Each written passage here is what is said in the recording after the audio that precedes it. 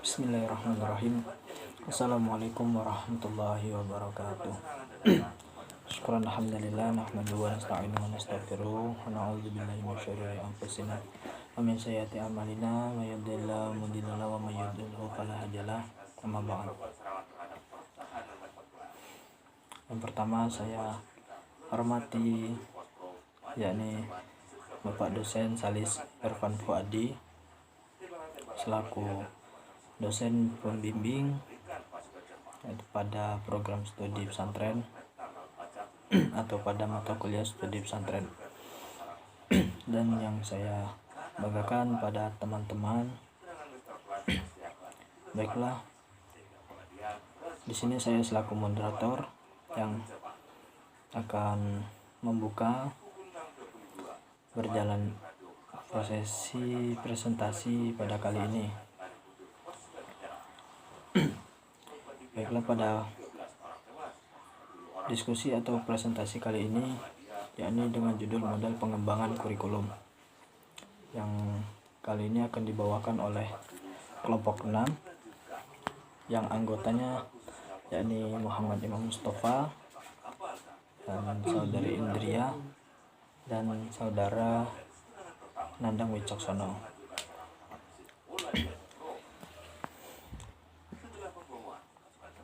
Baiklah, untuk presentasi kali ini nanti pembahasan pertama yang akan dibawakan oleh saya sendiri, dan yang pembahasan kedua akan disampaikan oleh saudara Nandang Wicaksono, dan yang pembahasan ketiga akan dibawakan oleh saudari Indria. Baiklah, langsung saja memasuki pembahasan yang pertama, yakni tentang komponen-komponen pengembangan kurikulum. Di sini saya akan sedikit memaparkan tentang komponen-komponen pengembangan kurikulum. Yakni yang pertama, komponen pokok dalam kurikulum. Kurikulum memiliki 5 komponen utama, yaitu tujuan, dan yang selanjutnya materi, yang ketiga strategi pembelajaran, yang keempat organisasi kurikulum, dan yang kelima evaluasi. Nah, dari kelima komponen tersebut memiliki ketentuan atau memiliki keterkaitan yang erat dan tidak bisa dipisahkan. Di sini akan saya jelaskan sedikit atau saya sampaikan sedikit. Yang pertama tentang komponen tujuan.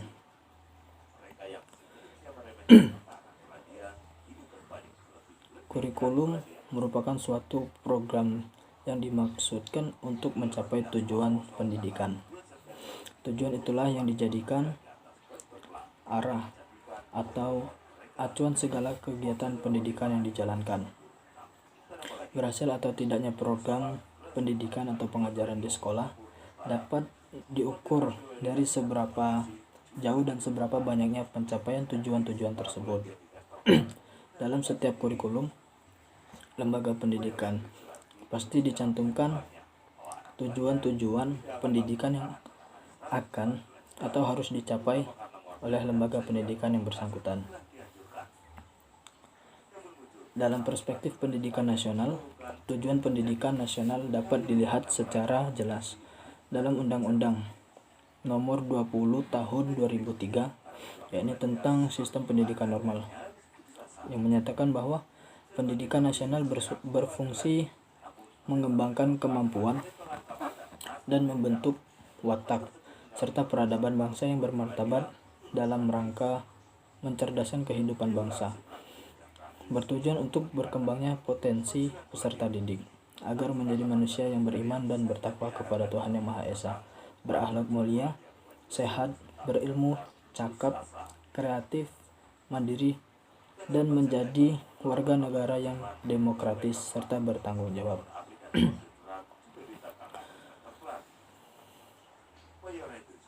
Tujuan kurikulum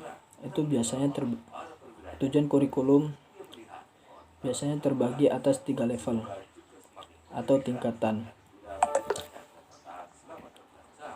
yaitu sebagai berikut. Yang pertama, tujuan jangka panjang. Tujuan ini menggambarkan tujuan hidup yang diharapkan serta didasarkan pada nilai yang diambil dari filsafat. Tujuan ini tidak berhubungan langsung dengan tujuan sekolah, melainkan sebagai target setelah anak didik menyelesaikan sekolahnya atau setelah menyelesaikan pendidikannya, seperti bertanggung jawab sebagai warga negara, bangsa berbangsa Indonesia, dan sebagainya. Yang kedua yakni tujuan jangka menengah. Tujuan ini merujuk pada tujuan sekolah yang berdasarkan pada jenjangnya. Terdapat tujuan sekolah yakni SD, SMP, SMA, dan lain-lainnya. Yang ketiga yakni tujuan jangka pendek atau objektif.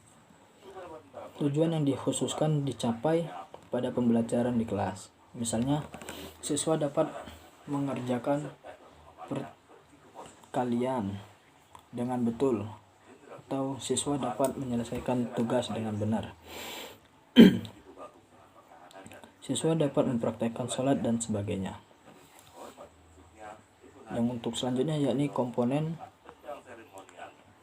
isi atau komponen materi.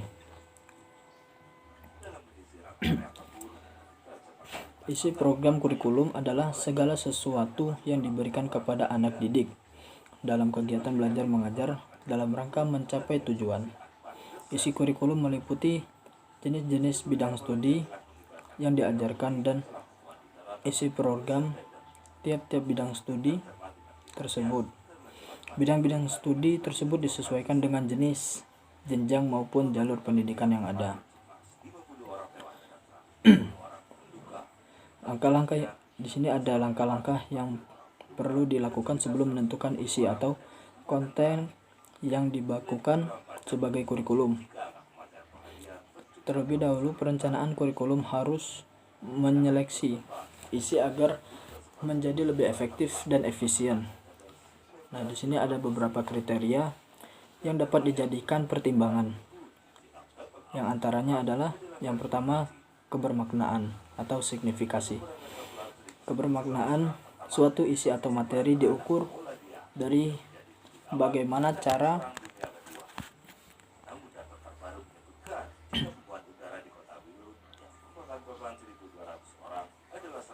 atau esensi atau juga posisinya dalam kaitan dengan isi materi yang dipilih.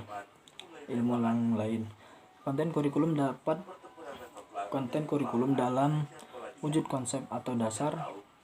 Prinsip dasar dapat menjadi prioritas utama dibandingkan dengan konsep atau prinsip yang kurang fundamental. Yang kedua yakni manfaat atau kegunaan. Adapun parameter kriteria kebermanfaatan kebermanfaatan isi adalah seberapa jauh dukungan yang disumbangkan oleh isi atau materi kurikulum bagi operasionalisasi kegiatan-kegiatan kemasyarakatan. Dan yang ketiga yakni atau kriteria yang ketiga yakni pengembangan manusia.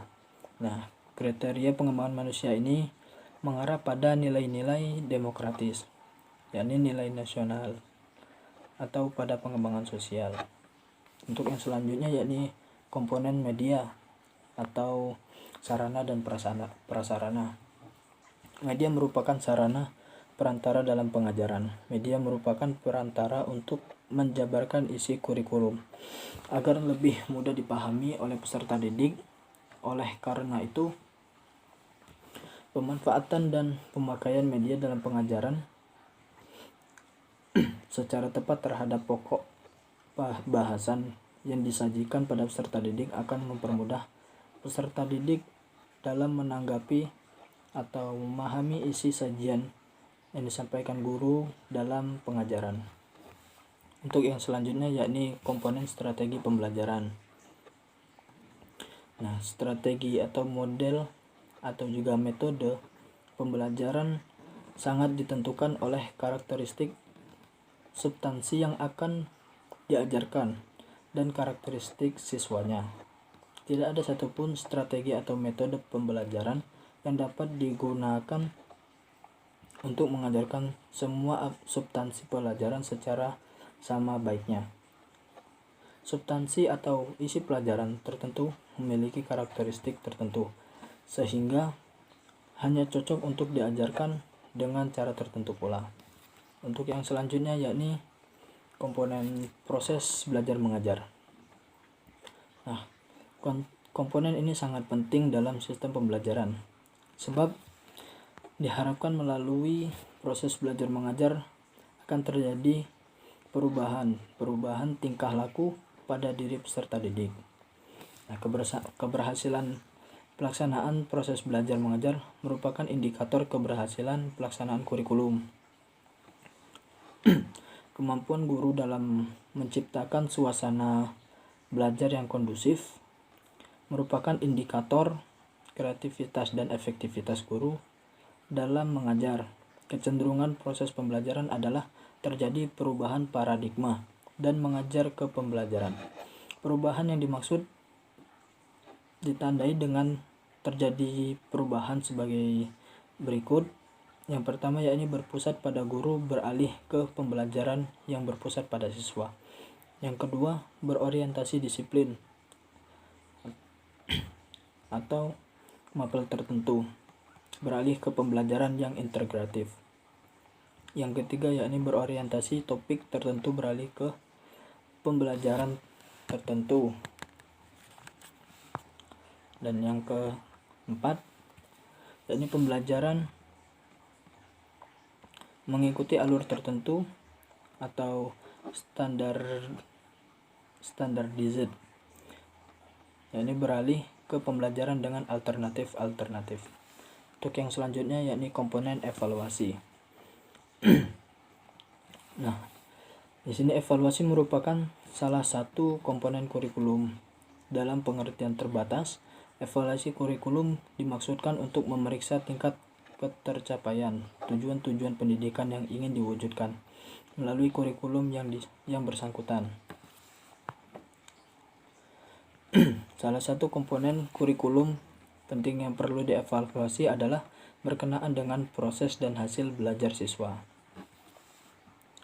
Hasil-hasil evaluasi kurikulum juga dapat digunakan oleh guru-guru, kepala sekolah, dan para pelaksana pendidikan dalam memahami dan membantu perkembangan peserta didik, memilih bahan pelajaran, memilih metode dan alat-alat bantu pelajaran, atau cara penilaian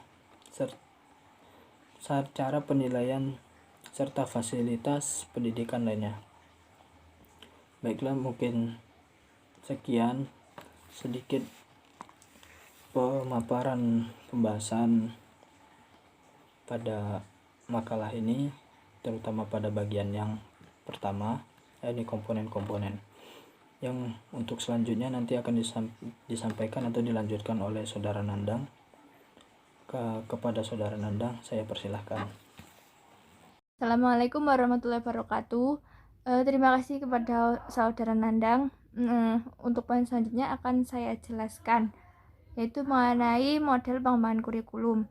Perlu kita ketahui bahwa pengembangan kurikulum itu merupakan suatu alternatif prosedur dalam rangka mendesain, menerapkan, dan mengevaluasi suatu kurikulum. Di sini ada dua model pengembangan kurikulum. Yang pertama yaitu model dari konsep kurikulum, dan yang kedua itu model pengembangan kurikulum. Yang pertama, model konsep pengembangan kurikulum itu sendiri dibagi menjadi 4 poin. Yang pertama yaitu kurikulum subjek akademik, yaitu kurikulum yang mengembangkan materi yang sudah ada sebelumnya, jadi hanya cukup dikembangkan saja. Yang kedua yaitu kurikulum humanistik, di mana kurikulum ini itu membentuk suatu peserta didik yang supaya menjadi manusia yang bisa memanusiakan manusia. Yang kedua yaitu rekonstruksi sosial manusiawi, dan yang terakhir yaitu kurikulum teknologi. Yang kedua yaitu pengembangan kurikulum. Model pengembangan kurikulum. Model pengembangan kurikulum ini merupakan suatu mekanisme dan tata cara kurikulum yang dikembangkan sampai dengan mulai dari dengan SD atau madrasah. Model pengembangan kurikulum sendiri ini dibagi menjadi 6 kelompok. Yang pertama yaitu the administrative model, yang kedua itu the grassroots model, yang ketiga Basecamp system, keempat Taba interface model, yang kelima Roger interpersonal relation model, dan yang terakhir yaitu emerging technical model. Terima kasih. Cukup sekian presentasi dari saya. Wassalamualaikum warahmatullahi wabarakatuh.